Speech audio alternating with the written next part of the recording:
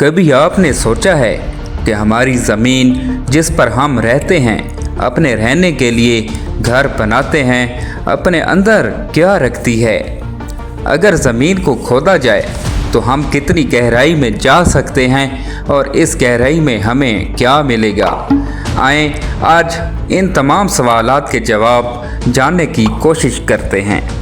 ज़मीन की अब तक की मालूम गहराई रूस के जजीरा नुमा हिस्सा पेनिनसुला कोला में मौजूद है, जहां एक 7.5 मील गहरा गड्ढा मौजूद है जिसे कोला बोर होल कहा जाता है। ये गड्ढा समंदर की अब तक की मालूम गहराई से भी ज़्यादा गहरा है।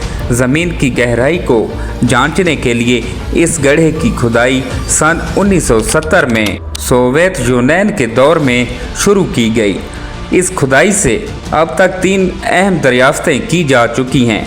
आइए देखते हैं वो दरियाफ्तें क्या हैं। ज़मीन के अंदर मौजूद पथरीली तह में बसाल्ट नामी तह मौजूद नहीं।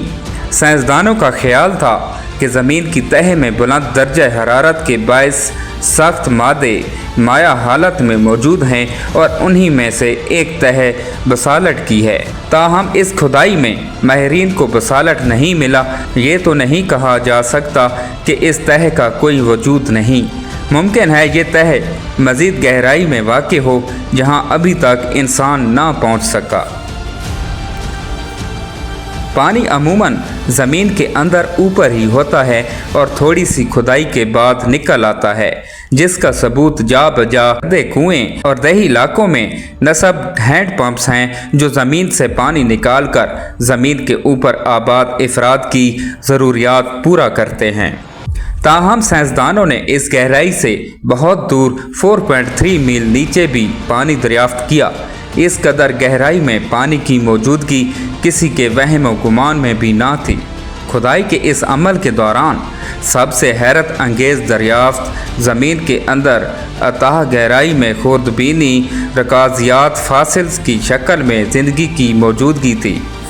ये फासिल्स जिन पत्थरों में दरियाफ्त किए गए, इन पत्थरों की उम्र 2 अरब साल थी। इन फासिल्स में खुर्दबीनी जानदारों की 35 अनवा दरियाफ्त की गईं। इंसानी अक्ल को दंग कर देने वाले इंकशाफात पर मबनी इस खुदाई को सन 1994 में कई वजूहात की बाइस रोक दिया गया। पहली वजह तो ज़मीन की तह का नाकाबिल बर्दाश्त दर्जा हरारत था जो 180 सेंटीग्रेड पर था। इसके अलावा जैसे जैसे खुदाई होती गई वैसे वैसे ज़मीन के अंदर पत्थरों को कसाफत या मजबूती में इजाफ़ा होता गया। खुदाई करने वालों का कहना है कि मज़ीद गहराई में ड्रिलिंग करना किसी प्लास्टिक से ड्रिल करना जैसा हो गया था। एक और वजह आवाम में अजीब व गरीब ख्यालात का फैल जाना भी था। खुदाई के दौरान जब पानी की मौजूदगी सामने आई तो लोगों ने उसे हज़रत नूह अलैहिस्सलाम के दौर में आने वाले अजीम सैलाब से जोड़ना शुरू कर दिया, जिसके बाद ज़मीन पर दोबारा ज़िंदगी का आगाज़ हुआ था। लोगों का मानना था कि इस अजीम सैलाब के बाद जब पानी उतरा तो वो ज़ेर ज़मीन गड्ढों और नालों में फैल गया और अब इस कदर गहराई में पानी की मौजूदगी साबित करती है कि ये तूफ़ान और अजीम सैलाब कोई देव मालाई दास्तान नहीं बल्कि हकीकत थी। खुदाई के इस अमल के दौरान माहिरीन के दिलों में भी एक मफरूज़ा बैठ गया जो काफ़ी अनोखा और किसी हद तक खौफज़दा कर देने वाला था।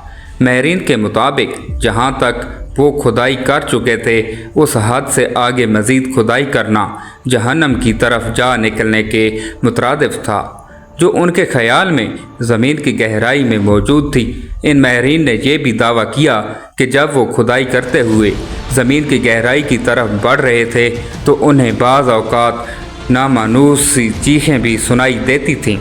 उनके मुताबिक ये चीखें तकलीफ़ में मुब्तला उन रूहों की थीं जो जहन्नम में जल रही थीं। और आखिर में आपको सबसे ज़्यादा खौफनाक बात से आगाह करते चलें, ये खुदाई जहाँ पर ख़त्म हुई वो मकाम ज़मीन के मरकज़ तक का सिर्फ 0.002 का हिस्सा है, यानी ज़मीन की लामुतनाही गहराई अभी मज़ीद कई अजीम दरियाफ्तों की मुंतज़िर है। क्या मालूम इंसान इस काबिल भी है या नहीं कि उसे दरियाफ्त कर सके।